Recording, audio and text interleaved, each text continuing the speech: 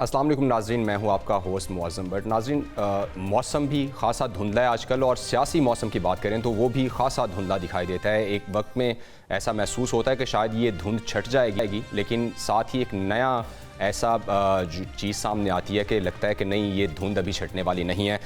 एक तरफ तो जो सींग फंसे हुए हैं वो पीटीआई और जो गवर्नमेंट है उसके दरमियान है, लेकिन अभी एक नई सूरत हाल भी सामने आई है। वो ये कि जो एलाइज़ हैं पीपल्स पार्टी और नून लीग, उनके दरमियान भी ऐसा लग रहा है कि कहीं ना कहीं एतमाद का फुकदान है, एक दूसरे पर बयानबाजी होती है। कोई मौका जब भी कोई बनता है, कोई मौका छोड़ा नहीं जाता कि एक दूसरे पर बयानबाजी या एक दूसरे पर ताने जो हैं उसके निश्तर ना बरसाए जाएं। तो ऐसा लग रहा है कि कहीं ना कहीं ये स्पेस है पीटीआई के पास भी कि अगर वो इस जो एतमाद का फुकदान है दो बड़े एलाइज़ के दरमियान, अगर ये थोड़ा सा भी वो इसको डेंट डालने की कोशिश करते हैं तो कहीं ना कहीं उनकी भी स्पेस बीच में बन सकती है। लेकिन क्या पीटीआई ये चाहती है या नहीं चाहती? पीटीआई चूँकि वो बिल्कुल सोलो फ्लाइट के चक्कर में है, और ये लग रहा है कि वो उन्होंने ये तहैया कर लिया है कि वो सियासत में तो रहेंगे, जो कि सियासत का ये तुर्रा इम्तियाज़ नहीं है कि सिर्फ अकेले ही हमने चलना है। लेकिन लग ऐसा रहा है कि पीटीआई ने ये फ़ैसला किया हुआ है। इस सारी सूरत हाल में क्या ऐसा हुआ है, क्यों फुकदान नज़र आ रहा है एलाइज़ के दरमियान भी? एक तरफ एतमाद का फुकदान तो था ही, जो कि मुसलसल हम ताने तशनी सुन रहे थे, लेकिन पीपल्स पार्टी और नून लीग क्यों एक दूसरे पर एतमाद का फुकदान का इजहार कर रहे हैं? इस पर बात करने के लिए हमारे साथ मौजूद हैं अली गौहर बलोच साहब, मुस्लिम लीग नून रहनुमा, साहर कामरान साहिबा रहनुमा पीपल्स पार्टी हमारे साथ मौजूद हैं, और अली बुखारी साहब रहनुमा तहरीक इंसाफ हमारे साथ मौजूद हैं। साहर साहिबा, आपसे मैं गुफ्तगू का आगाज़ करूँगा। अभी कुछ ही देर पहले जब सेनेटर पलवशा खान साहिबा प्रेसर दे रही थी, वो बात कर रही थी कि बारीक कोई वारदात डालने की कोशिश की गई है, और उन्होंने साथ एक बहुत अच्छा फ़िक्रा बोला, मैं वो कोट करना चाह रहा हूँ। उन्होंने कहा कि जाली दवाइयों का हमने सुना था, जाली डिग्रियों का सुना था, लेकिन अब जाली ऑर्डिनेंस भी आने लगे हैं। ये क्यों वारदात डालने की कोशिश की गई, और क्यों, हालांकि उन्होंने वजाहत भी किया कि गलती से हुआ है, अपने ही एलाइज़ की बात मानने के लिए तैयार क्यों नहीं है आप? जी, बहुत शुक्रिया। मौसम बात ही है कि यकीनन जो कल जिस बात पे पाकिस्तान पीपल्स पार्टी ने वॉकआउट किया और फिर हुकूमत एक बार फिर अपना कोरम पूरा करने में नाकाम रही और इजलास मुलतवी करना पड़ा, सोचने की बात यह है कि किस तरीके से सदर मुमलिकत के दस्तखत के बगैर आप एक ऑर्डिनेंस जारी कर देते हैं।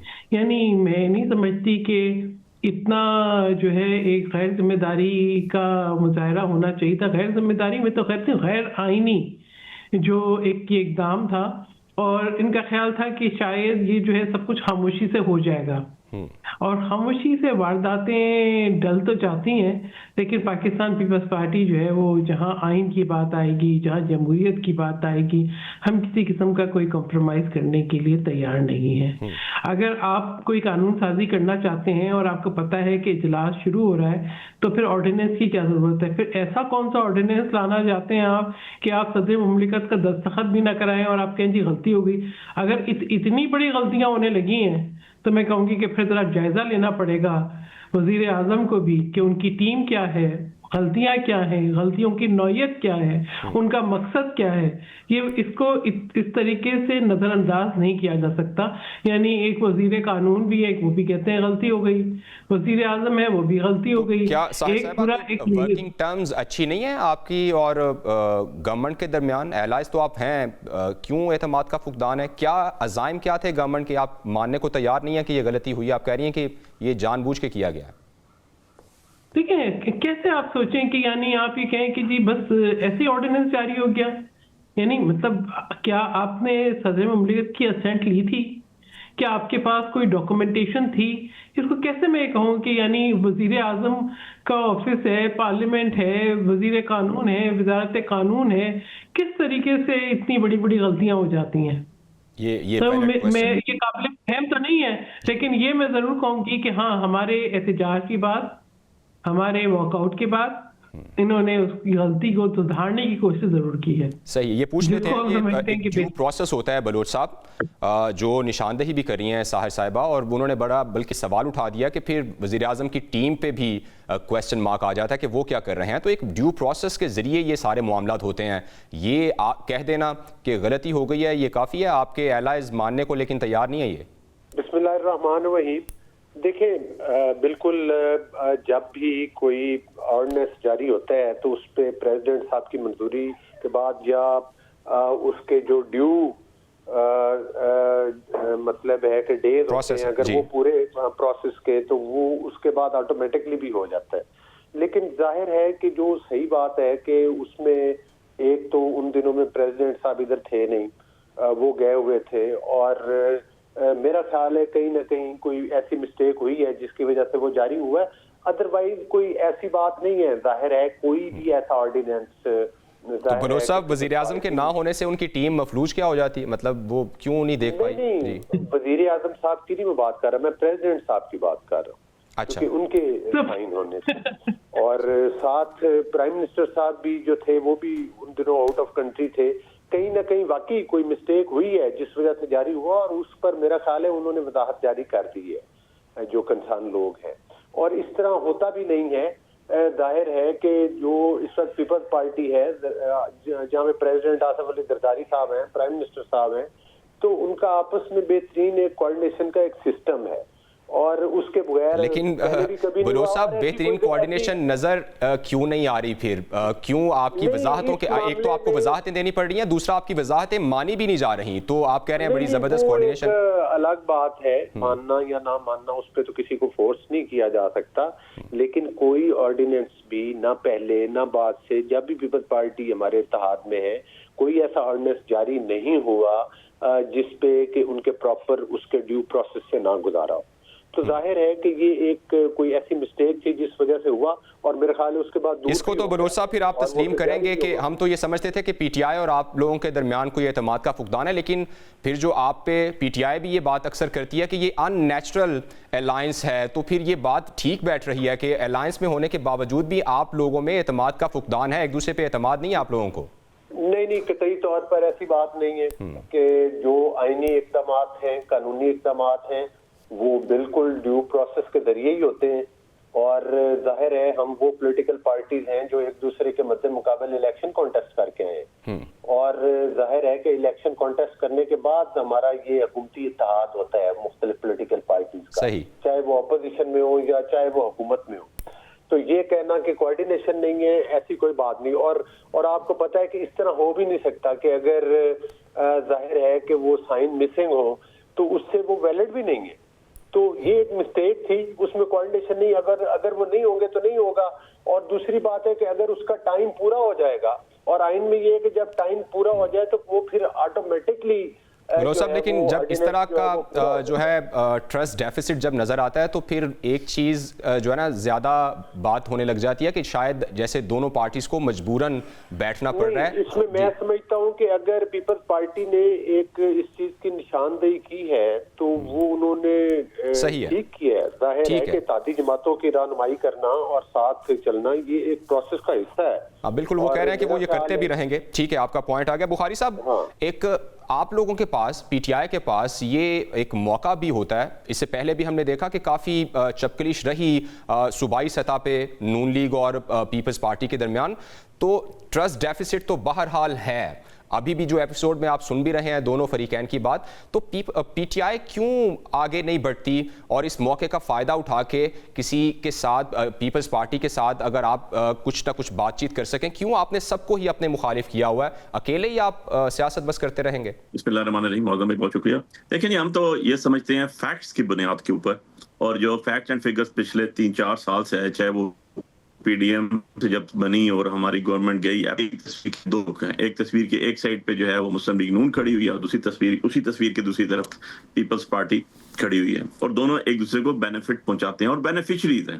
سو یہ تو ان کی تو وہ لازم اور مظلوم ہے نا, اور ہم تو اپنی پالیٹکس کر رہے ہیں, ہم تو آئیڈیالوجی کی پالیٹکس کر رہے ہیں, یہ تو پاور پالیٹکس کر رہے ہیں. آپ اس کی مثال آپ کو دیتا ہوں, زندہ مثال ہے کہ آپ دیکھیں کہ ہم جب بھی الیکشن اناؤنس کرتے ہیں, کوئی بھی الیکشن آتا ہے, جو وہ بائی الیکشن ہو, جنرل الیکشن ہو, اور جب بھی ہم جو ہے اس کے اندر اپنے یہ 8 فروری کے بعد الیکشن جتنے بھی آئے, ہم اس کے اندر جب کنٹیسٹ میں جاتے ہیں تو یہ ساری پارٹیاں 13 پارٹیاں اکٹھی ہو جاتی ہیں اور ایک ان کا کینڈیڈیٹ آتا ہے. جب ہم نہیں ہوتے تو یہ جو ہے اپنا اپنا کینڈیڈیٹ کھڑا کرتے ہیں اور پھر آپس میں لڑائی کرتے ہیں. سو کہنے کا مقصد یہ ہے کہ پاکستان کی سب سے مقبول پارٹی جو ہے وہ پی ٹی آئی ہے, پاکستان کا سب سے مقبول ترین لیڈر عمران خان ہے, اس لیے اس کا ٹکٹ جس بندے کے پاس آتا ہے اس کے مقابلے میں یہ اکٹھا کرتے ہیں, پھر بھی ان کی ضمانتیں ضبط ہو جاتی ہیں اور ان کو فارم 47 بنانے پڑ جاتے ہیں. سو ہمیں تو یہ نہ ان سے کوئی موقع چاہیے, نہ ہم موقع شناس لوگ ہیں, نہ ہی ہم جو ہیں کسی کو مجبوریوں سے فائدہ اٹھانے والے لوگ ہیں اور ان کو اپنی طرف قائل کرنے والے لوگ ہیں. ہم تو پالیٹکس کرتے ہیں. بخاری صاحب آپ کو نہیں لگ رہا کہ اسی پالیسی کی وجہ سے آپ بالکل اکیلے ہو کر رہ گئے, بالکل ایک سائڈ پہ ہو کر رہ گئے؟ نہیں, ہم تو بالکل اکیلے نہیں ہیں جی. الحمدللہ آج بھی پاکستان کے 80% لوگ ہمارے ساتھ کھڑے ہوئے ہیں. کراچی میں خالی آپ نے ایک ٹریلر دیکھا ہے اور وہ ٹریلر دیکھ لیں کہ دنیا کے بڑے ترین جلسوں میں ایک آیا, صرف ایک خان صاحب کا سپاہی وہاں گیا اور اس نے جا کے صرف روڈ کا یوں ایک وزٹ کیا اور آپ نے دیکھے پورے کا پورا پاکستان کا سب سے بڑا شہر باہر نکال کے رکھ دیا. اس لیے ہمیں ایسی تنہائی کی ضرورت نہیں ہے. اور کوئی پروگرام ہو, کوئی ٹاک شو, کوئی آپ کی پریس کانفرنس ہو, عمران خان اور پی ٹی آئی کے, تو آپ یہ کہہ رہے ہیں آئیڈیالوجیکلی آپ جو ہے پولیٹکس کریں گے لیکن آپ کو پاور کوریڈورز میں آنے کی کوئی چاہ نہیں ہے, اسی لیے آپ اسی جو ہے نا ڈگر پہ چلتے رہیں گے؟ دیکھیں, پاور کوریڈورز میں آنے کے لیے جو انہوں نے کیا ہم کبھی بھی وہ نہیں کریں گے. جو فارم 47 کی پیداوار آئے ہیں ہم کبھی بھی نہیں کریں گے. ہم جھوٹے قرآن, جھوٹے الف اٹھا کے تو اسمبلی میں کبھی نہیں بیٹھیں گے. یہ میں آپ کو بتا رہا ہوں, بتا رہا ہوں, عمران خان کے سپاہی بتا رہا ہوں جی. ٹھیک ہے, بالکل الزام نہیں ہے. میں آپ کو اپنا ریکارڈ بھیج دیتا ہوں پورے کا پورا. NA48 اسلام آباد سے الیکشن لڑ کے جا کے دنیا کے کسی بھی فرانزک لیبارٹری سے چیک کرا دے گی دنیا میری کاسٹ پہ. کل ثابت ہو گیا بھائی سیاست چھوڑ دوں گا, ایسی بات نہیں ہے. آپ کا جس جج نے فیصلہ کرنا تھا اس بیچارے کی اپنی ڈگری فارغ کر کے پھینک دے جو کہہ رہا تھا 3 دن میں فیصلہ کروں گا. تو یہ اسلام آباد کی سیٹ سی تھی, یہاں سے اسٹارٹ ہوا تھا چیزیں اور یہاں پر کے آگے بھی انشاءاللہ ختم ہوگی, ڈونٹ وری. سو بات یہ ہے کہ یہ چیزیں تو کھلیں گی نا, آپ دیکھ لیں کبھی. ہم تو پبلک میں جاتے ہیں, ایسی رپورٹس کی چونکہ بخاری صاحب آپ بات کریں, ابھی حالیہ آپ نے ایک فورینزک رپورٹ دیکھی ہوگی جس میں آپ کے سی ایم جو ہیں وہ اس میں نظر آ گئے ہیں, تو اس کو تو آپ تسلیم کرنے کے لیے تیار نہیں, جو کہ فورینزک رپورٹ ہے. نہیں, ایسا نہیں ہوتا. ہر چیز کی لمیٹیشن ہوتی ہے, ہر چیز کے اوپر ایک قاعدہ قانون بنایا جاتا ہے. یہ نہیں ہے کہ آپ 10 سال بعد کسی کو اٹھا کے لے آئیں اور کہا کہ کہیں جی یہ آپ کی تصویر ہم نے بنا دی, اس کے اندر آ گیا. اور ویسے فرانزک کی میں بتا دوں, وہ عدالتوں میں تو ہو سکتا ہے بخاری صاحب, عدالتوں میں ایک لمٹ ہو سکتی ہے, لیکن ہم چونکہ اسے پولیٹیکلی بات کر رہے ہیں تو پولیٹیکلی تو کوئی لمٹ نہیں ہے. انڈر کوسچن ہے. ٹھیک ہے, نہیں پولیٹیکلی لمٹ ہے بھائی. بات یہ ہے کہ آپ پولیٹیکل چیزوں کو کرمنالوجی میں لے کے جا رہے ہیں, آپ کرمنل ٹرائل چلا رہے ہیں, آپ کرمنل پروسیڈنگز میں لے کے جا رہے ہیں. صاحب جب ٹرائل ہوگا تب آپ یہ بات کر سکتے ہیں. پروسیکیوٹر کون ہے؟ آپ سن لیں ذرا میری بات سن لیں. نہیں ایسی بات نہیں ہے, ہوئی ہے نا. ارے بھائی ہوئی ہے, سن لیں, تسلی سے سن لیں, مجھے کوئی جلدی نہیں ہے. پروسیکیوٹر کون ہے؟ ان کے لوگ, گورنمنٹ پروسیکیوٹ کر رہی ہے. کمپلیننٹ کون ہے؟ حکومت. انکوائری کون کر رہا ہے؟ حکومت. انویسٹیگیشن کون کر رہا ہے؟ حکومت. مطلب قاضی بھی خود ہے, ملا بھی خود ہے, سب کچھ خود ہے. تو یہ کون سا انصاف ہے بھائی؟ صحیح ہے. جوڈیشری بھی آپ کی بیٹھی ہوئی, جو آپ کا کمپلیننٹ ہے, مدعی ہے, وہ بھی آپ ہیں. بخاری صاحب آپ کے خلاف فیصلہ آ جائے تو جوڈیشری کی سیوریٹی ہو جاتی ہے, جس میں آپ کے حق میں فیصلہ آ جائے تو جوڈیشری ٹھیک ہو جاتی ہے. یہ بھی تو ایک جو ہے کنٹراڈکٹری باتیں ہو جاتی ہے. ٹھیک ہے, آپ کا ایک پوائنٹ آ گیا, وہ یقینی طور پہ ساری کی ساری جو سیاسی پارٹیز ہیں وہ پاکستان کی عوام کو ہی جواب دیں. ساحر صاحب, آپ نے گفتگو سنی بخاری صاحب کی بھی, وہ کسی بھی صورت جو ہے وہ یہ کہہ رہے ہیں کہ یہ جو باقی ساری جماعتیں جو ہیں وہ اس ٹائم جس ڈگر پہ چل نکلی ہیں وہ بالکل عوامی ڈگر نہیں ہے. آپ لوگ ٹھیک پولیٹکس نہیں کر رہے, آپ پاور کوریڈورز میں جانے کے لیے جھوٹی جو ہے گواہیاں, جھوٹے آپ فارم بنا لیتے ہیں اور آپ وہاں پر بیٹھے ہوئے ہیں. تو آپ اس پر کیا رسپونڈ کریں گی؟ میں تو سمجھتی ہوں کہ رسپونڈ کرنے کی ضرورت ہی نہیں ہے. حقائق ہوتے ہیں. ہم سب نے دیکھا کہ 2018 میں RTI سسٹم کیسے بیٹھا. ہم نے یہ بھی دیکھا کہ 2014 کا دھرنا کیسے ہوا تھا, کس طریقے سے طاہر قادری کو بلا کے بٹھایا گیا. دیکھیں یہ تمام باتیں ہم نے اس وقت بھی انتشار دیکھا, ہم آج بھی انتشار دیکھتے ہیں, ہم نے 9 مئی کو بھی انتشار دیکھا. تو بات یہ انتشار کی پالیٹکس کب تک چل سکتی ہے, کب تک پاکستان کے عوام دیکھ سکتے ہیں. ٹھیک ہے, آپ یہ کہتے ہیں کہ جی کراچی میں 3 کروڑ کی آبادی میں 3000 لوگ آپ سے جمع نہیں ہوئے, جلسہ گاہ میں جانے سے آپ خائف تھے. وہ تو کہہ رہے ہیں تاریخی جلسہ ہوا. جی بالکل تاریخی تھا نا. ہم نے دیکھا کہ آپ اتنے خائف تھے جلسہ گاہ میں جانے کے لیے, آپ نے سوچا سڑکوں پہ جی کچھ ٹریفک رکے گی, کچھ لوگوں کو تکلیف ہوگی, کچھ ان کا مجمع ہوگا, اور یہ ایک شو کرنے میں کامیاب ہو جائیں گے, کچھ تاخیر کریں گے, کچھ شور مچائیں گے. دیکھیے ان کو ہم نے بہت ایک فراخ دلی کے ساتھ اپنی روایات کے مطابق ریسیو بھی کیا, سیکیورٹی بھی پرووائڈ کی, جو ہے اجرک بھی پہنائی, ٹوپی بھی پہنائی, یہ اس کا بھی پاس نہ رکھ سکیں. ٹھیک ہے, ان کو لگا کہ جی ہماری تو سیاست ہے کنفرنٹیشن پہ, ہم جب تک لوگوں کو انسائٹ نہیں کریں گے ہماری کیا سٹینڈنگ رہے گی. انہوں نے پھر وہی رویہ اپنایا, یہ نہیں سوچا کہ آپ کو کیا جسچر دے رہے ہیں. آپ ایک آئینی عہدیدار ہیں, ہم نے اس کی رسپیکٹ کی, چیف منسٹر کے عہدے کی رسپیکٹ کی. آپ ہمارے صوبے میں آئے, ہم نے مہمان نوازی کی, آپ کو سیکیورٹی پرووائڈ کرنی تھی, آپ کو سیکیورٹی پرووائڈ کی, لیکن آپ کا لب و لہجہ, آپ کا انتشار, آپ کی انسائٹمنٹ جو ہے وہ کم نہیں ہوئی. اور دیکھیں پیپلز پارٹی اقتدار میں نہیں بیٹھی, ہم نے جمہوریت کے لیے قربانیاں دی ہیں. ٹھیک ہے, ہمارے جو ہے وہ قیادت نے قربانیاں دی ہیں. شہید ذوالفقار علی بھٹو, شہید محترمہ بے نظیر بھٹو, یہ ایک مطلب ہمارے سینکڑوں ورکرز اور ہماری ایک جدوجہد, اس کے بعد ہم نے تو پاکستان کپے کا ہی نعرہ لگایا. ہم نے تو شہداء کی یادگاروں پہ حملے نہیں کیے, ہم نے تو جو ہے جناح ہاؤس پہ حملے نہیں کیے, ہم نے جو ہے ریڈیو پاکستان اور جو ہے پاکستان ٹیلی ویژن پہ حملے نہیں کیے. بات یہ ہے کہ اب مجھے نہیں پتا کہ کون سا راستہ اپناتے ہیں. تمام پریولیجز لیتے ہیں پارلیمنٹ میں, یہ نہیں کہ پریولیجز نہ لیتے ہوں. تمام میٹنگز میں جن میں شریک ہونا ہوتا ہے ہوتے ہیں, جو فورن ٹرپس کرنے ہوتے ہیں کرتے ہیں, جو پرسنل پریولیجز لینی ہوتی ہے لیتے ہیں. ہاں جب آتا ہے ذمہ داری ادا کرنے کا موقع تو پھر کہتے ہیں جی ہم قائمہ کمیٹی سے بائک آؤٹ کر رہے ہیں. اور یہ کوئی ان کی تنہائی آج کی نہیں ہے, جب بھی حکومت میں تھے تب بھی تنہا تھے, تب بھی انہوں نے کہا کہ ہم دائیں بائیں کسی کو نہیں کھڑا کریں گے. بریک لینی ہے. اور آج ایک میٹنگ ہوئی ہے اہم, chairman P T I barrister Gohar جو ہیں وفد کے ہمراہ اسپیکر قومی اسمبلی سے ملے اور انہوں نے یہ نوید سنا دیا جو معاملہ مہینوں سے پھنسا ہوا تھا اپوزیشن لیڈر کی تقرری کا. انہوں نے کہا ہے کہ ایک ہفتے میں یہ ہو جائے گا. اس پر جواب لیں گے بلوچ صاحب سے بریک کے بعد. Welcome back after the break. Baloch صاحب, ایک تو یہ مہینوں اس سارے معاملے کو میں بات کر رہا ہوں اپوزیشن لیڈر کی تقرری کو لے کر, اسپیکر مسلسل ہمیں یہ بتاتے رہے کہ انہیں یہ تحفظات ہیں. ایک تو ہمیں ذرا کلیئرٹی سے بتا دیے تحفظات جو تھے آپ کے, کیا اب وہ دور ہو گئے ہیں؟ اور جو دعویٰ کیا گیا ہے بیرسٹر گوہر کی جانب سے, کیا معاملات واقعی طے ہو گئے ہیں؟ اگلے ہفتے یہ جو ایک بہت بڑا جسے کہہ لیں کہ گیپ تھا, قومی اسمبلی مکمل نہیں ہوتی اگر اپوزیشن لیڈر نہ ہوں, آپ اسے فل کرنے جا رہے ہیں؟ دیکھیں صورتحال یہ ہے کہ ڈے ون سے اسپیکر صاحب کا کہنا تھا کہ ایک اس میں بھی ایک ظاہر ہے ایک آئینی پروسیس ہے اور اس کے ذریعے جو ہے وہ اپوزیشن لیڈر کا جو ہے وہ فیصلہ ہوتا ہے. تو اس میں یقینی طور پر ان کی میٹنگ ہوئی ہے اور اس کے بعد حتمی رائے تو اسپیکر صاحب دیں گے, لیکن میرا خیال ہے کہ اب اپوزیشن لیڈر کا جو ہے وہ فیصلہ ہو جائے گا اور نیکسٹ ویک میں یہ بالکل متوقع ہے کہ وہ اپوزیشن لیڈر کا ڈیسیژن دیا جائے گا. دوسرا میں مختصراً دو گزارشات کروں گا.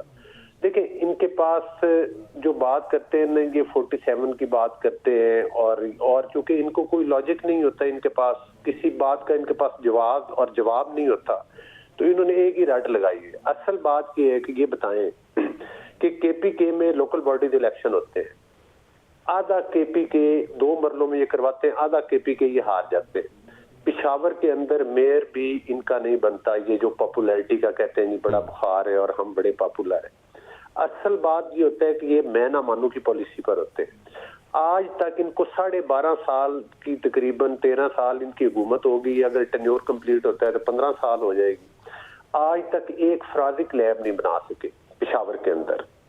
آج تک ان 12 سال میں کتنے یونیورسٹیز, کتنے ہاسپٹل کیا بنایا, حتیٰ کہ پشاور کو جو ان کا پروینشل کیپٹل ہے وہاں پر سیف سٹی تک کا وہ مطلب ہے کہ وہ نہیں بنا سکے ایک پشاور کی حد تک. یہ ان کی کارکردگی ہے. ان کے تمام کیسز جو ہے وہ پنجاب میں آتے ہیں وہ فرازک کے لیے, اور ان کے اپنے صوبے میں ایک فرازک لیب تک نہیں ہے. یہ ان کی کارکردگی ہے. اب یہ بتائیں کہ یہ کراچی گئے بات کرتے ہیں کہ جی وہ 47, مجھے یہ بتائیں جب ان کی حکومت تھی انہوں نے ضمنی الیکشن کروایا تھا ڈسکا میں, یہ رنگے ہاتھوں پکڑے گئے تھے دھند کے بہانے. آج کل کا یہ موسم تھا, یہ کہتے تھے جی دھند پڑ گئی اور یہ الیکشن چوری کرتے ہوئے پکڑے گئے. ان کے تمام اصول, تمام ایتھکس یہ ہیں, چاہے آر ٹی ایس سسٹم چلانا پڑے, چاہے ججوں سے مل کر گڈ ٹو سی یو کی کمپین چلانا پڑے, چاہے کوئی اور حربہ استعمال کرنا پڑے، یہ صرف اور صرف اقتدار پر مسلط ہونا چاہتے ہیں. تو وہ یہی باتیں بلوچ صاحب وہ آپ کے لیے کرتے ہیں. آپ سے جب سوال ہوتا ہے، میرا سوال سن لیجیے، آپ سے جب یہ مسلم لیگ نون سے جب یہ سوال ہوتا ہے کہ 2024 میں الیکشن ٹھیک نہیں ہوئے، تو آپ بجائے اس کے کہ اس بات کا جواب دیں کہ کس طرح ٹھیک ہوئے ہیں، آپ یہ جواب دیتے ہیں کہ 2018 کے الیکشن بھی تو ٹھیک نہیں ہوئے تھے. تو اٹ مینس کہ آپ الٹیمیٹلی مان ہی رہے ہیں کہ اگر 2018 کے الیکشن ٹھیک نہیں ہوئے تھے، اسی طرح ہم نے بھی 2024 میں وہی کیا اور ہم بھی آ گئے. نہیں، بات یہ نہیں ہے. ہمارا اس میں بالکل 100% ہم ان کو لاجک کے ساتھ جواب دیتے ہیں، اور ہمارا جواب یہ ہے کہ ملک کے اندر آئینی ادارے موجود ہیں، ٹریبیونلز موجود ہیں، عدالتیں موجود ہیں، الیکشن کے پروسیس کے لیے چیزیں موجود ہیں. یہ ادھر ان فورمز پر گئے ہوئے ہیں اور ادھر جائیں، وہ جو فیصلہ کریں گے. ہمارے کافی لوگ ہیں جن کو مختلف حلقوں میں تحفظات ہیں. تو پھر تو بلوچ صاحب پھر تو آپ لوگوں کو بھی 2018 کے الیکشن کی بات نہیں کرنی چاہیے، آپ لوگوں کے پاس بھی یہ چوائسز تھیں. میری گزارش سن لینا جی، کہ یہ ابھی میں بذات خود میرا پورے اس سسٹم میں میرا خیال یہ کہتے دھاندلی ہوئی اور جی ہزاروں کے لیڈر سے جیت گئے، میرا 1900 کا فرق تھا. ٹھیک ہے، میں خود اپنے ایک لیگل پروسیس میں نے اڈاپٹ کیا ہوا. اب میں کہہ دوں کہ میرے حق میں فیصلہ نہیں ہو رہا، تو یہ عدالتیں بھی ساری جناب غلط فیصلے کر رہی ہیں، فلاں بھی غلط فیصلے کر رہی ہیں. جمہوریت یہی ہے کہ آپ کو اس پروسیس کے اندر سے گزرنا پڑتا ہے اور ان فیصلوں کو ماننا پڑتا ہے. بالکل ٹھیک ہے بلوچ صاحب، آپ کا پوائنٹ آ گیا. افسوس لیکن یہ ہے کہ یہ باتیں ہمیشہ صرف جب گورنمنٹ میں ہوتی ہے، کوئی بھی پارٹی تب کر رہی ہوتی ہے، چاہے وہ پی ٹی آئی ہو، چاہے وہ نون لیگ ہو یا پیپلز پارٹی ہو. میں بلوچ صاحب آپ کا پوائنٹ آ گیا، میں واپس آؤں گا آپ کی طرف واپس آؤں گا. بخاری صاحب ایک تو کارکردگی پہ بڑے سیریس سوالات بھی اٹھائے ہیں بلوچ صاحب نے کہ آپ کی ان انٹرپٹیڈ تیسرا ٹینیور ہے کے پی میں، آپ لوگوں نے کیا ہی کر لیا وہاں پر، کیا کارکردگی دکھائی ہے، کیا وہاں پر آپ نے تبدیلی جو لے کے آئے ہیں جو آپ کا نعرہ تھا. دوسرا مجھے یہ بتائیے، درینا جو آپ کا ایک خواہش تھی کہ اسپیکر کو جو بار بار اسے ڈیلے کرتے جا رہے تھے، اپوزیشن لیڈر آپ کا مقرر ہونے جا رہا ہے، ایک جو آپ کی خواہش تھی وہ تو پوری ہونے جا رہی ہے، اس پہ سیٹسفائیڈ ہیں آپ؟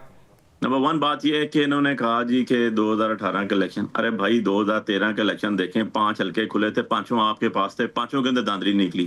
اس میں آپ کے اسپیکر صاحب کا حلقہ بھی تھا، اس میں خواجہ صاحب کا حلقہ بھی تھا، اس میں لودھنا کا حلقہ بھی تھا. تو آپ کے پاس تو آپ کی تو ہسٹری چلی آ رہی ہے. اگر 1990 کے عسکر خان پٹیشن پڑھ لیں، جب بے نظیر بھٹو شہید صاحب کو ہرایا گیا تھا، ان کی 16 سیٹیں کی گئی تھیں، تو اس کے اوپر چیخ کے بول رہی ہے پٹیشن. میں نہیں کہہ رہا ہوں، سپریم کورٹ کہہ رہی ہے کہ کیسے آئی جی آئی بنائے گی، کیسے بینکوں نے آپ کو معاملات کیا. اور Benazir Bhutto floor of the house 1990 میں کہا کرتی تھی چوروں نے چوری کی. ہم نے نہیں کہا، ہماری تو پارٹی وجود میں بھی نہیں آئی تھی اس ٹائم. ذرا چا کے چیک کر لیں، وہ انہی کی پارٹی کے سارے ایک میرے خیال سے آپ کو ریکنسلیشن کر لینی چاہیے پارٹیوں کو. ایک دفعہ سارے بیٹھ کے یہ طے کر لیں کہ سارے الیکشنز ہی ایسے ہوئے ہیں، سب ایک دوسرے سے معافی مانگ لیں، قوم سے معافی مانگ لیں، نئے سرے سے آغاز کریں. ایسی بات نہیں ہے. دیکھیں ایسی بات نہیں ہے. ایک پارٹی ہے جو ہر دور میں بینیفیشری رہی کہیں نہ کہیں حوالے سے، چاہے وہ جوڈیشری کے حوالے سے ہو، چاہے وہ الیکشنز کے حوالے سے ہو. بالکل بھی نہیں رہے. 18 میں ٹوٹل 14 مسئلہ ہے، کوئی بھی کسی اپنی باری ماننے کے لیے تیار نہیں ہے. چلیں نہیں آپ کے پاس کیلکولیشن غلط ہیں، اپنا اصلاح کر لیجیے. آپ 300+ پٹیشنز آج پینڈنگ پڑی ہوئی ہیں. گور صاحب کہہ رہے ہیں 1400 ووٹ سے یہ جیتے یا ہارے، میں 50,000 ووٹ سے جیت کے باہر بیٹھا ہوں. 50,000 50,000 عوام کی ووٹ سے جیت کے بیٹھا ہوا ہوں. کتنی عوام کی امانتوں کے اندر جنہوں نے خیانتیں کی ہیں. آپ جو بات کر رہے ہیں ان کی 14 صرف پٹیشنز تھی 2018 میں، اونلی 14 پٹیشنز بس پینڈنگ. آج 300+ ہیں پروونشل اور نیشنل اسمبلی کی. کس کو کس کے ساتھ ملا رہے ہیں؟ اور میں نے ہسٹری بتا دی کہ کون بینیفیشری رہا، کن کو ہمیشہ بینیفٹ ملے. کس کو کہتا تھا جج کو فون کر کے کہ بڑا بھائی کہہ رہا ہے کہ سزا دے دیں، ہم نہیں کہتے تھے بھائی، وہ ان کی ہسٹری ہے. نمبر 2 چیز، اب آپ کی بات پہ آ جاتا ہوں میں. جو آپ نے کہا جی کہ آ جائیں اس کے اوپر، جو ہماری خواہش پوری ہو رہی ہے. بھائی خواہش کی بات نہیں ہے، یہ مینڈیٹری ریکوائرمنٹ آف لا ہے کہ آپ جس کے اندر سب سے زیادہ جس کی تعداد ہو اپوزیشن کے اندر، اسی کو اپوزیشن لیڈر بنانا. 4 مہینے سے کیسے روکی رکھا ہے انہوں نے؟ جب 73 بندوں نے لکھ کے دے دیا، 74 بندوں نے لکھ کے دے دیا، جب اس کے بعد اسپیکر کے پاس سائن پڑی کیا وجہ تھی بخاری صاحب، کیوں روکے رکھا؟ جی صاحب کو بنائے اور راجہ ناصر صاحب کو بنائے. جی کیوں انہوں نے روکے رکھا، کیا عزائم تھے؟ یہ تو یہی بتائیں گے نا، یہ تو یہی بتائیں گے کس کیپیسٹی میں روک کے رکھے رہیں، کون سا قانون ان کو اجازت دیتا ہے. Speaker custodian of the house ہوتا ہے، کسٹوڈین آف دا ہاؤس ہیں، اور ان کا کام ہے کہ اپوزیشن لیڈر جب تک نہیں ہوگا آپ کی کوئی چیز آگے نہیں چل سکتی. اور آپ نے روک کے رکھا ہوا ہے، اس کا جواب تو یہ دیں گے نا. ہم تو پہلے بھی اپنے سٹانس پہ آپ کا پوائنٹ آ گیا سہر صاحبہ کہ قانون کو پورا کیا جائے، کانسٹیٹیوشن کو پورا کیا جائے، نہ کہ کانسٹیٹیوشن کے اندر آگے لے جائیں. سہر صاحبہ آپ اس مدعے پہ کیا کہتی ہیں؟ یہ بتائیے گا کہ جس طرح ایک بڑا ویلڈ کویسچن بھی ہے، ایک پارٹی ہے اپوزیشن میں اور اس پارٹی کے جو زیادہ تر ممبران ہیں وہ لکھ کے دے دیتے ہیں کہ یہی اپوزیشن لیڈر ہونا چاہیے، تو کیوں کر اس معاملے کو اتنا گھمبیر بنایا گیا؟ ایک ڈیو پروسیس ہے، اسے فالو کیا جاتا اور ساتھ ہی یہ کام ہو جانا چاہیے تھا، اور ابھی جب ہو رہا ہے آپ کو ہوتا نظر آ رہا ہے، یا پھر ہفتے بعد ہم یہ دیکھیں گے کہ اب کچھ نئی چیز سامنے آ گئی ہے؟ لیکن کل اسپیکر قومی اسمبلی نے بڑی تفصیل سے اس پہ گفتگو کی اور انہوں نے بتایا کہ کیونکہ جو پہلے اسپیکر تھے ان کا کیس جو ہے وہ عدالت میں تھا اور اس سلسلے میں جو ہے کچھ پیش رفت چل رہی تھی، کچھ جو ہے دستاویز مانگی ہوئی تھی عدالت نے، تو جب تک کہ وہ سلسلہ چل رہا تھا تو اس وقت تک انہوں نے نئے اپوزیشن لیڈر کے پروسیس کو انیشیٹ نہیں کیا کیونکہ وہ عدالتی کارروائی میں خلل نہیں ڈالنا چاہتے تھے. پھر کل انہوں نے رولز پڑھ کے بتایا اور یہ بتایا کہ اس رولز کے تحت جو ہے ایک پراپر پروسیجر کے تحت آپ نامزدگی ہو سکتی ہے، آپ جو ہے وہ باقاعدہ جو ہے وہ سگنیچرز کے ساتھ اپنے نام جمع کرائیں اور ایک پروسیس ہوگا اور اس کے پروسیس کے مطابق جو ہے وہ نامینیشن ہو جائے گی، جس سے میں سمجھتی ہوں کہ دوسری طرف سے بھی اطمینان کا اظہار کیا گیا. تو اچھا ہے، ہاؤس تو مکمل نہیں ہوتا جب تک لیڈر آف اپوزیشن نہ ہو. تو ویسے تو ان کو بھی سوچنا چاہیے کہ ان کے پاس اپنی جماعت میں کوئی اتنا بھی قابل اعتبار شخص نہیں ہے جس کو لیڈر آف اپوزیشن. یہ تو دیکھیں ان کی مرضی ہے، آج جس کو بناتے ہیں آج جس کو بناتے، مجھے نہیں، میں ایک امپورٹنٹ بات کر رہی ہوں کہ مسئلہ یہ ہے کہ یہ جس کو آگے کرتے ہیں. ابھی آپ نے ایک سوال یہ بھی کیا تھا کہ کیوں آپ کسی کے ساتھ بات چیت یا گفتگو نہیں کرتے. دیکھیں سیاست کے اندر جو ہے اسی وقت آپ آگے بڑھتے ہیں جب آپ ریکنسلیشن کا، مفاہمت کی راہ اپناتے ہیں. یہ نہیں ہوتا کہ آپ جو ہے خود بالکل ہر قسم کی غلطی سے پاک ہیں، آپ کو اپنی غلطیاں بھی تسلیم کرنی ہوتی ہیں، آپ آگے بڑھتے ہیں. لیکن یہ کیا کرتے ہیں، ایک دن ان کے جو ذمہ دار اشخاص ہیں وہ کہتے ہیں کہ ہاں جی ہم مذاکرات کریں گے، ہم بات چیت کریں گے، ہم آگے بڑھیں گے، ہم پارلیمانی پروسیسز کا پارٹ بنیں گے. اگلے دن ایک ٹویٹ آ جاتی ہے، ایک میسج آ جاتا ہے، کنٹرڈکشن آ جاتی ہے.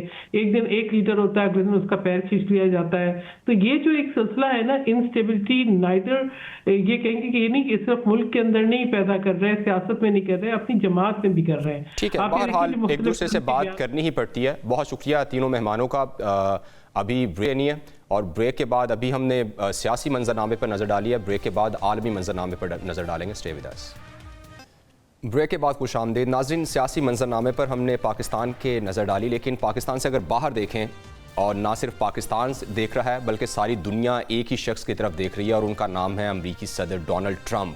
چونکہ وہ ہر روز نئے بیانات دیتے ہیں، ہر روز ایک نئی وہ جہد دیتے ہیں کہ وہ کیا کرنے والے ہیں، اور ساری دنیا صرف انتظار میں لگی رہتی ہے کہ اب دیکھا جائے کہ امریکہ کیا کرنے والا ہے. چاہے یورپ ہو، چاہے مڈل ایسٹ کی بات کریں، ایشیا کی بات کریں، اس وقت ساری نظریں امریکہ پر لگی ہوئی ہیں. اور یہ میں آپ کو بتاتا چلوں کہ یہ لڑائی جو ہے یہ دنیا کی بھلائی کے لیے، آپ میرے لیے نہیں ہو رہی، لیکن یہ سپرامسی کے لیے ہو رہی ہے کہ کس نے دنیا پر اپنی دھاک بٹھائے رکھنی ہے، کس نے دنیا کے فیصلے کرنے ہیں. یہ اس بات کی لڑائی ہو رہی ہے اور اب یہ لڑائی بہت کھل کر اور بہت واضح طور پر سامنے آ چکی ہے. ابھی ایک فریق ہم دیکھ رہے ہیں کہ بہت زیادہ جو ہے اگریسو فیصلے بھی ان کی طرف سے سامنے آ رہے ہیں. آج ہی جس طرح امریکی صدر کی جانب سے ایک اور ٹویٹ میں یہ بتایا گیا کہ اگر ایران کے ساتھ کوئی بھی ملک کسی بھی طرح کا کوئی بھی معاہدہ، کوئی بھی بات چیت، کوئی بھی بزنس کرتا ہے تو اس پر اضافی 25% ٹیرف لگا دیا جائے گا. اس سے پہلے امریکی صدر مسلسل ایران کو دھمکیاں بھی دے رہے ہیں، مسلسل وہ ڈیفرنٹ آپشنز پر غور بھی کر رہے ہیں. وہ یہ کہہ رہے ہیں کہ ہم غیر فوجی اہداف کو نشانہ بنانے پر بھی غور کر رہے ہیں. اسرائیل کی بات کریں تو وہ اس تیاری میں ہے کہ اگر امریکہ حملہ کرتا ہے ایران پر تو ایران اگر اس کے جواب میں اسرائیل کے اٹیک کرتا ہے یا پھر کسی بھی طرح کا کوئی بھی حملہ ہوتا ہے تو اس کا دفاع کیسے کرنا ہے. یہ صورتحال صرف بیانات تک رہے گی، چونکہ بیانات اس حد تک آگے جا چکے ہیں کہ ایسا لگ رہا ہے کہ صورتحال انفولڈ ہونے والی ہے اور جلد ہی اس کا کوئی عملی مظاہرہ بھی دیکھنے میں ملے گا. اسی پر بات کرنے کے لیے خورشید محمود قصوری صاحب سابق وزیر خارجہ ہیں، فورن معاملات پہ بہت ایکسپرٹ ہیں، گہری نظر رکھتے ہیں. بہت شکریہ قصوری صاحب. قصوری صاحب یہ بیانات تو ابھی تک دیکھ رہے ہیں ہم عملی طور پہ اس طرح ہم نے ایک ایپیسوڈ دیکھی مڈورو جس طرح انہوں نے اٹھائے گئے یا اغوا کیے گئے.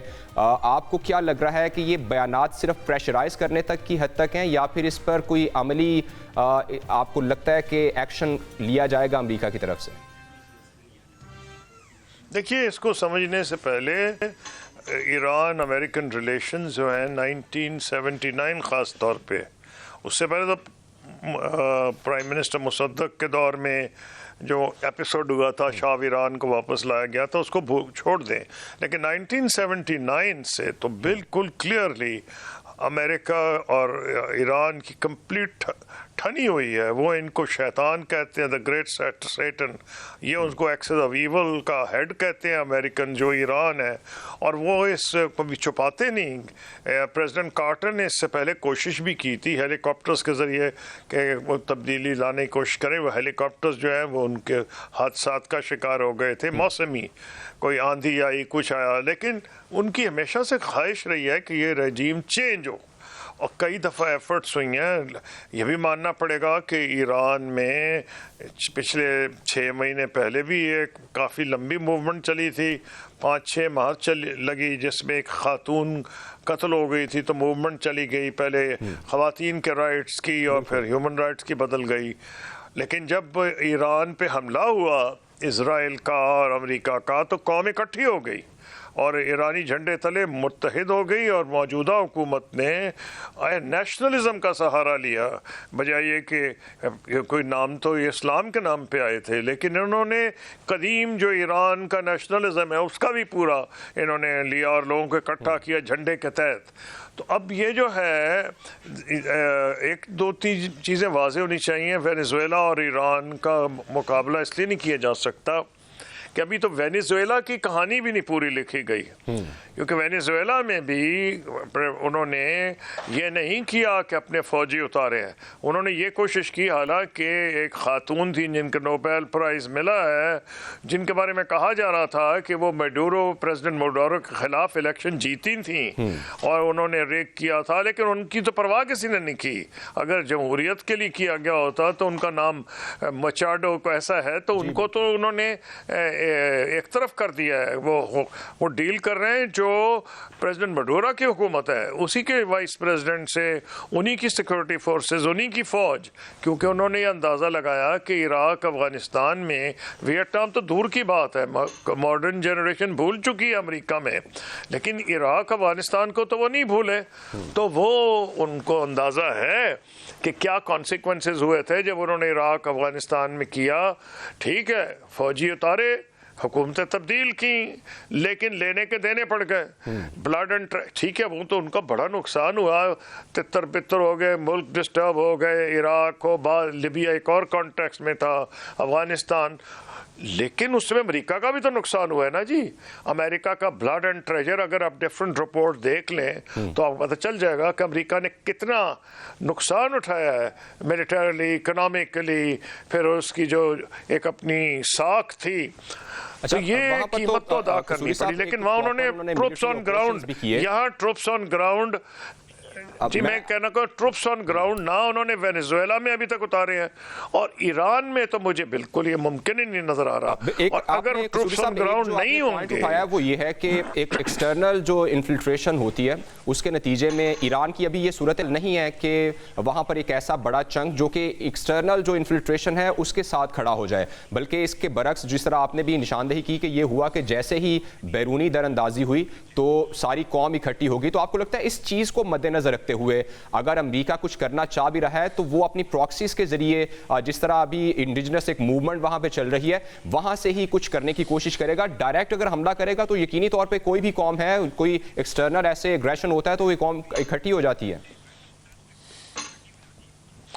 دیکھیے ایک اور بہت امپورٹنٹ فیکٹر ہے، اگر مان بھی لیا جائے اور شاید کچھ حقیقت بھی ہو کہ بہت سے لوگ موجودہ حکومت کے خلاف ہیں ایران میں، لیٹس ایکسیپٹ اٹ، لیکن اگر ہیں بھی تو وہ اس کا حل یہ نہیں ہوگا کہ ان کو ایران میں تبدیلی ایکسٹرنل انٹرونشن سے آئے گی. وہ تو تبدیلی پھر ایسے آئے گی جیسے 6 ماہ قبل ہوئی, اس کے نتیجے میں کوئی نتائج کچھ نکلے, کوئی سبق سیکھا گیا. اور پریزیڈنٹ جو ایران کے نئے ہیں پزیشکیان, وہ اس کے نتیجے میں آئے ہیں کہ وہ ایک زیادہ لبرل پریزیڈنٹ تھے.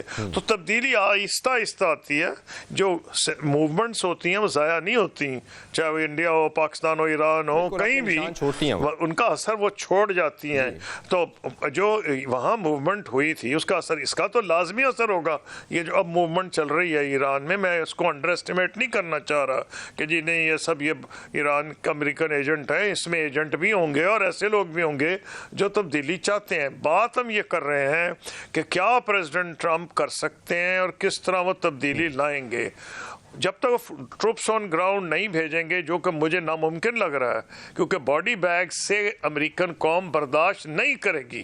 عراق یا افغانستان اور اس سے پہلے ویتنام سے جو باڈی بیگ جاتے تھے, ساری حکومتیں جو ہے وہ ہاتھ کھڑے کر دیتی تھی امریکہ کی. کیا میں مان جاؤں کہ ایران اور وہ ایک مسلمان ملک میں فوجیں لینڈ کریں گی تو ایک تو بھیڑوں کے چھتے میں جانے والی بات ہے. مجھے نہیں لگ رہا, اور اگر انہیں ٹروپس نہیں بھیجے, اول تو ٹروپ بھیج نہیں سکتے, وہ ان کا وہاں برا حال ہوگا ہر طرف سے.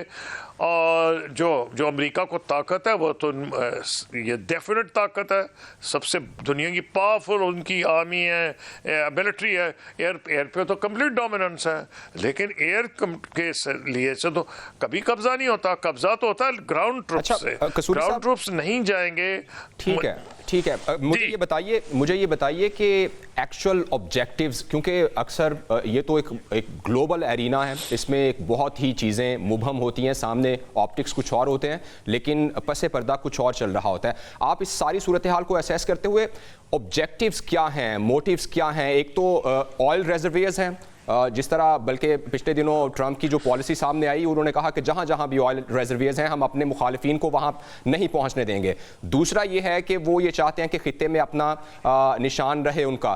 تو آپ کو کیا لگتا ہے کہ جو مین آبجیکٹیو ہے وہ کیا ہے ٹرمپ کا ایران پر؟ اگر وہ دھمکا رہے ہیں, وہ قبضہ کرنا چاہ رہے ہیں, ریزرویئرز ان کے مطابق چلیں, یا ایک اور جو جوہری نہیں وہ قبضہ وہاں بڑا مشکل ہوگا جی. قبضہ کرنا بہت مشکل ہوگا. قبضہ ہے, پہلی چیز تو یہ ہے کہ ایران جو ہے, جو امریکن ٹریڈیشنل ایلائز ہیں, میں نہیں کہہ رہا کہ اب تو سعودی عرب اور ایران کی بھی چین نے صلح کروائی ہے, لیکن جو ٹریڈیشنل ایلائز ہیں وہ ان کی اور چائنا ایران کی بنتی نہیں تھی.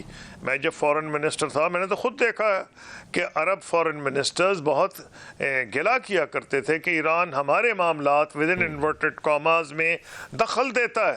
ان کا مطلب تھا ہمارے سے مراد عرب معاملات میں, جیسے لبنان ہے, شام ہے, عراق ہے, اس سے بہت ناخوش تھے. اور وہ ان کے نیچرل ایلائز تھے امریکہ کے.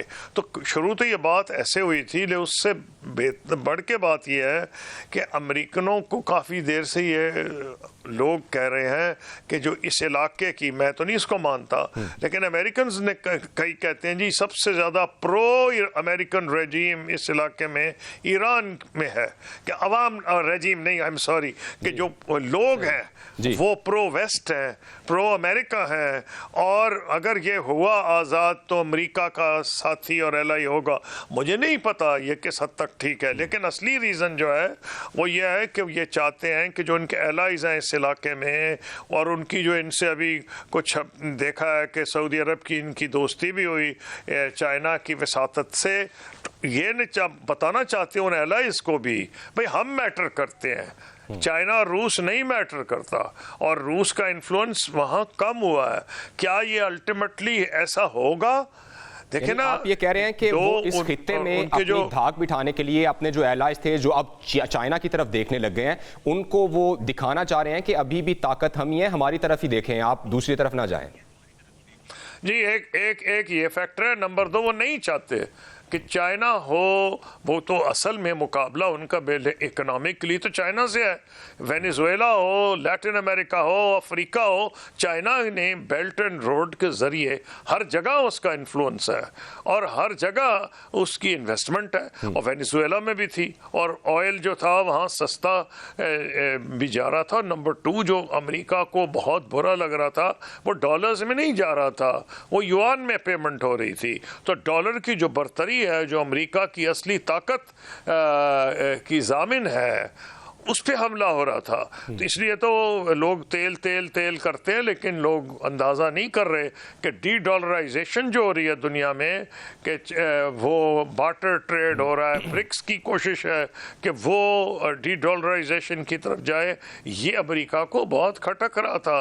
وینیزویلا کے تیل کے علاوہ یہ کہ ہمارے خطے میں آ کے امریکہ کا چائنا کا رول اتنا بڑھ گیا. حالانکہ چائنا نے کوئی اڈے نہیں بنائے تھے, جیسے کہ سوویت یونین نے کیوبا میں 1962 میں جو کلیش ہوا ہے پریزیڈنٹ کینیڈی کا اور secretary general Gorbachev Soviet union کے جو تھے, تو وہ ہو گیا تھا کیوبا پہ. یہاں تو چائنا نے کوئی بیسز نہیں بنائے, بیسز تو ساری دنیا میں امریکہ کے ہیں. لیکن امریکہ چائنا کو بھی چاہتا ہے کہ اگر لیٹن امریکہ میں پہنچ رہا ہے اول تو پہنچے نا, لیکن امریکہ یہ امپریشن دینا چاہ رہا ہے برازیل کو, جو کہ بہت بڑی طاقت ہے ساؤتھ امریکہ میں, جو برکس کی ممبر ہے چائنا اور کے ساتھ. تو اس لیے وہ اس میں کئی فیکٹرز ہیں. بتایا جائے کہ ہم میٹر کر رہے ہیں, اور اگر برکس ہمیں آؤٹ فلینک کرے گا تو ڈالر کو ڈی ڈالرائز کرے گا, تو اس کا ایک ہی وقت میں لیٹن امریکہ کو چھیڑ لینا, ایک ہی وقت میں ساتھ جو ہے مڈل ایسٹ میں جو ہے معاملات شروع کر لینا, اور ایک ہی وقت میں یورپ کا جو گرین لینڈ ہے وہ اس کی بات کرنا. تو یہ الٹیمیٹلی جس طرح آپ کہہ رہے ہیں کہ یہ ساری چیزیں لنکڈ بھی ہیں, تو آپ کو لگتا ہے کہ یہ جو چائنا اور رشیا کا جو بڑھتا ہوا انفلوئنس ہے ڈائریکٹلی اسے ٹیکل کرنے کے لیے ہی یہ ایٹ دا سیم ٹائم تینوں محاذ جو ہے نا کھول لیے گئے ہیں؟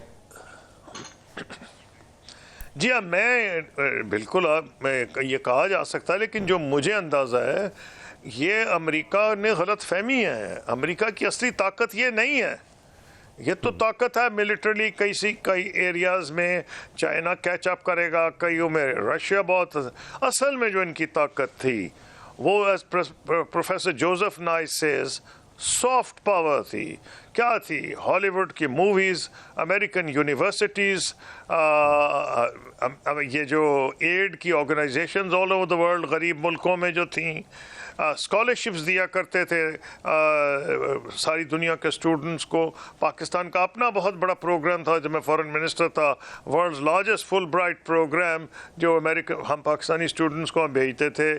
اصلی طاقت ان کی سافٹ پاور تھی, اور اگر یہ سافٹ پاور ڈسٹروائے کریں گے تو پریزیڈنٹ ٹرمپ کو شاید اندازہ نہیں. وہی اصل میں امریکہ کی طاقت تھی جس میں کوئی ملک میچ کر نہیں سکتا تھا. اب تو یہ ہے کہ آئرونیکلی جو رولز بیسڈ آرڈر جس کو امریکہ اور ویسٹ کہا کرتے تھے, اس کو تو پروٹیکٹر چائنا ہو گیا ہے, اس کا پروٹیکٹر امریکہ نہیں رہا. امریکہ تو جہاں چاہ رہا ہے کہ جی ہمیں اگر گرین لینڈ میں منرلز مل رہے ہیں تو ہم تو لے لیں گے, کیوں کہ وہاں روس اور چین نہ قبضہ کر لیں. پر روس اور چین نے تو کوئی ابھی اندیا نہیں دیا. اس لیے میرا کہنا یہ ہے کہ یہ اٹس ٹو ارلی. اس وقت یہی لگ رہا ہے کہ جس کی لاٹھی اس کی بھینس. بہت شکریہ سر, آپ کا پوائنٹ آ گیا, وقت کی کچھ کمی ہے. آپ کا بہت شکریہ, ہمارے ساتھ موجود ہیں. ناظرین, پروگرام کا وقت ختم ہو گیا, مجھے اجازت دیجیے. اللہ حافظ.